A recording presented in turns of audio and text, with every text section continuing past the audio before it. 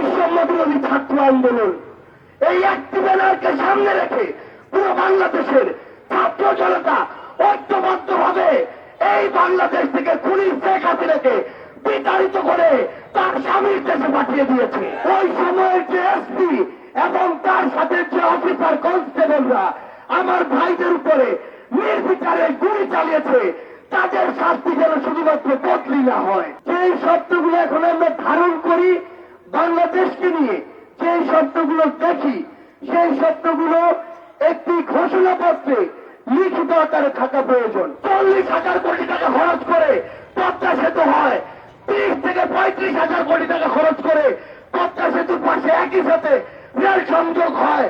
ওই দুইটি কাজে যদি 70,000 কোটি টাকা খরচ করা হয়, তাহলে 5 থেকে 10,000 কোটি টাকা খরচ করে কেন ভোলা থেকে বরিশালে একটি সংযোগ সেতু হবে না? এখন বাংলাদেশে আমরা যারা তরুণ প্রজন্ম রয়েছি, একটু কথা মনে রাখবেন, আমরা যদি ঐক্যবদ্ধ হতে পারি, কোন অপশক্তি আমাদেরকে আটকে রাখতে পারবে না।